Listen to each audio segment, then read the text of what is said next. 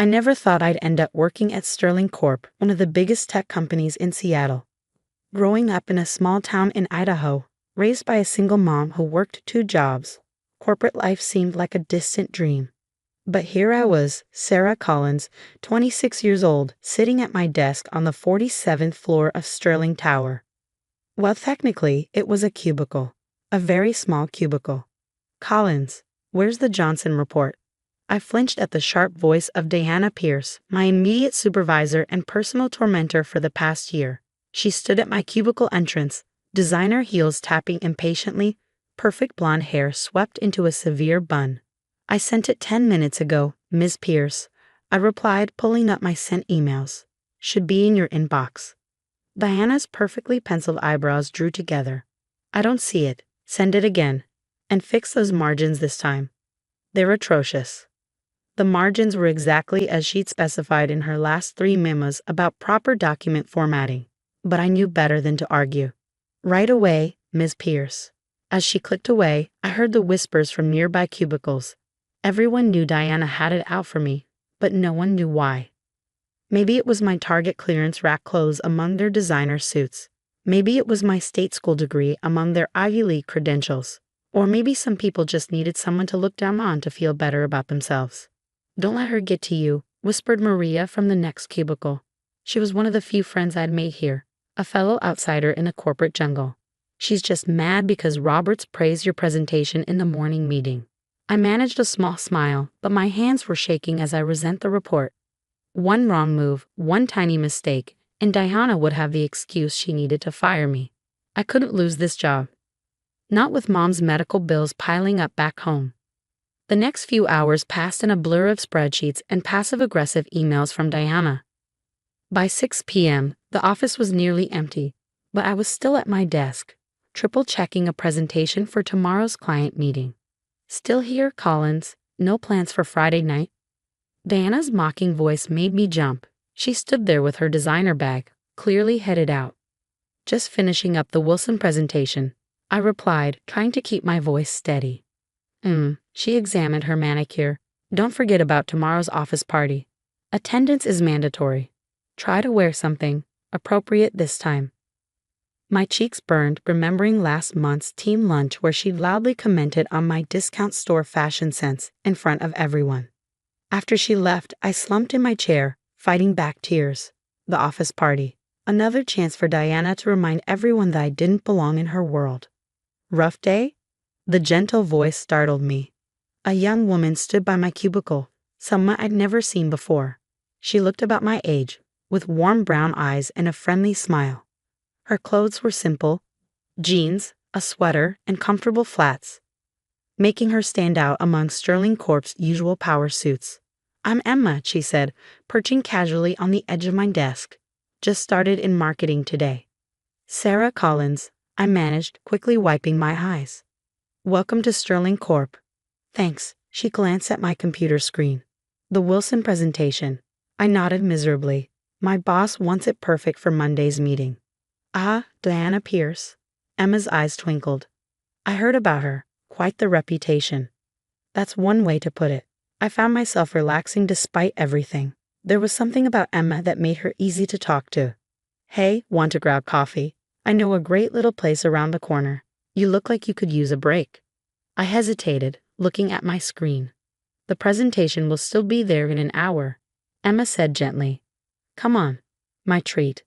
Something in her voice made me nod. Grabbing my coat, I followed her to a cozy cafe I'd walked past 100 times but never entered.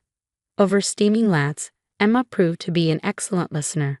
Before I knew it, I was telling her everything about growing up poor, about Mom's illness, about landing this job and Diana's constant harassment. Why don't you report her? Emma asked, stirring her coffee thoughtfully. I laughed bitterly. To who?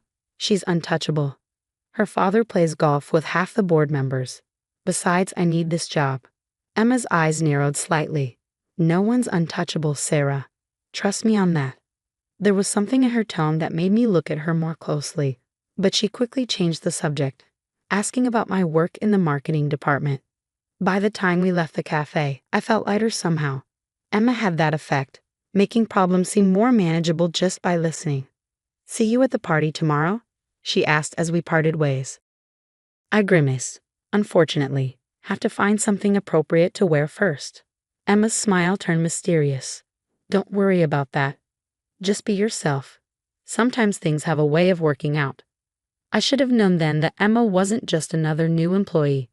Should have noticed how the security guard straightened up when she passed, how she navigated the building with the confidence of someone who'd known it for years.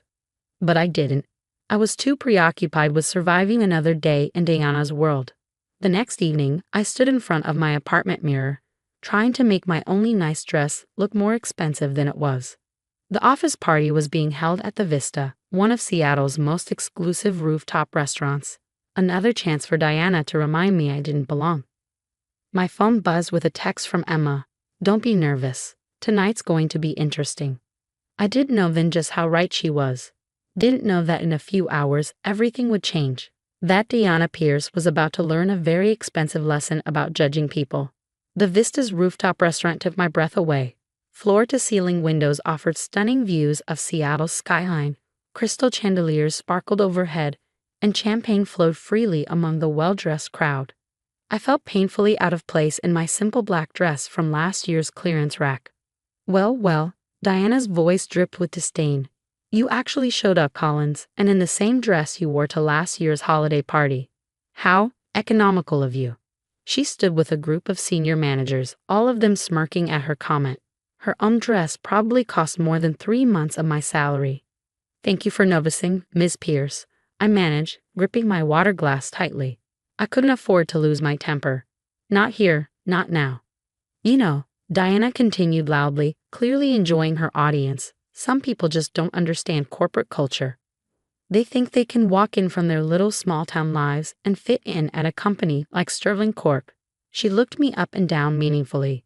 "But class and sophistication can't be bought at Target, can they?" Laughter rippled through her group. My face burned with humiliation. "I should go check on the Wilson presentation," I mumbled, turning to leave. "Oh yes, run back to your little cubicle," Diana called after me. "That's where poor people like you belong. Not here among actual professionals." I was nearly at the elevator when a familiar voice stopped me. "Leaving so soon?" Emma stood there, but not in the casual clothes I'd seen her in yesterday. Tonight she wore a stunning red designer dress that made my simple black one look like a dish rag. Yet somehow, her warm smile was exactly the same. "I don't belong here," I whispered, fighting back tears. Actually, Emma's eyes sparkled with mischief. "You belong here more than most. Come with me." Before I could protest, she linked her arm through mine and led me back into the party. Diana was still holding court near the windows, regaling her audience with what I assumed were more jokes at my expense. "Miss Pierce," Emma called out clearly. The room suddenly went quiet. Diana turned, her practiced smile freezing when she saw Emma. "I'm sorry you are." "Emma Sterling," my new friend replied calmly, "though you probably know me better as Robert Sterling's daughter. You know, your CEO." The champagne glass in Diana's hand slipped and shattered on the floor. Nobody moved to clean it up. They were all too busy staring at Emma in shock. I was staring too. Emma Sterling, the Emma Sterling. Heir to Sterling Corp and notorious for working incognito in different departments to learn the business from the ground up. Miss Sterling. Diana's face had gone from smug to sickly pale in seconds. "I had no idea you were. We weren't expecting." Clearly, Emma's voice was arctic. "I spent the past month observing various departments, Ms. Pierce, getting to know our employees, their strengths, their challenges." Her eyes hardened. "Their bullies." The silence in the room was deafening. "I've seen how you treat people you consider beneath you," Emma continued, "particularly Sarah Collins, one of our most promising young marketing analysts. Did you know her campaign proposals have increased our social media engagement by 47% this quarter? Or were you too busy criticizing her clothes to notice her work?" Diana's mouth opened and closed like a fish out of water. I was just maintaining professional standards." "Professional standards?" Emma's laugh was sharp. "Let's talk about professional standards, Miss Pierce. Like using company resources to plan your personal vacation, or taking credit for your subordinates' work, or the fact that your father's golf buddies on the board can't protect you anymore because they all retired last month. The color drained from Diana's face completely. Your services at Sterling Corp are no longer required, Emma stated flatly. Security will escort you to clear out your desk. Your replacement starts Monday. She paused, then added with a hint of satisfaction. I believe you know her. Sarah Collins? My head spun. What was happening? You can't do this. Diana sputtered. My father. Your father already agreed to your termination when I showed him the evidence. Emma cut in. He was quite embarrassed, actually. Now I believe security is waiting. 2 security guards materialized as if by magic. Diana looked around wildly, but her former sycophants were suddenly very interested in their shoes. As she was led away, Emma turned to address the stunned crowd. Sterling Corp's success was built on innovation, integrity, and treating people with respect. Anyone who can't embrace those values should follow Ms. Pierce's example and leave. Now, the room quickly emptied, leaving just Emma and me. You planned this? I managed finally. Emma grinned. I've been working undercover in different departments for 6 months, evaluating our corporate culture. Diana Pierce wasn't the only toxic manager we found, but she was by far the worst. She squeezed my hand. Your promotion is real, by the way. Your work caught my eye weeks ago, before I even met you. But why? I gestured helplessly at everything. Because talent and hard work matter more than designer labels, Emma said firmly. Because I grew up watching people like Diana Pierce make life miserable for people like you. Because Sterling Corp needs leaders who lift others up, not tear them down. Tears spilled down my cheeks. Thank you, I whispered. Don't thank me yet, Emma laughed. Wait until you see your new office, and your new salary. She linked her arm through mine again. Come on, let's get out of here. That little cafe is still open, and I think this calls for celebration lattes.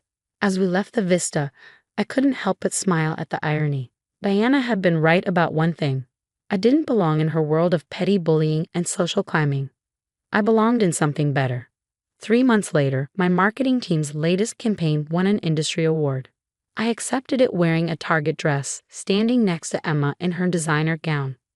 We both smiled for the cameras, ignoring the whispers about my inappropriate attire. Because we knew something the whispers didn't. Success isn't about where your clothes come from or who your parents know. It's about what you bring to the table. As for Diana, last I heard, she was working at a small firm in Tacoma. Apparently, her father's golf connections weren't as useful as they used to be. Emma and I still meet at that little cafe every week, planning Sterling Corp's future over lattes. She's still the same person who sat on my desk that Friday evening, kind, genuine, and completely unimpressed by designer labels. And me? I still shop at Target, but now I do it from my corner office on the 50th floor. Sometimes life has a way of putting bullies in their place. Sometimes all it takes is one person willing to stand up and say enough. And sometimes, just sometimes, the person you think is just a friendly new colleague turns out to be exactly who you needed in your corner all along.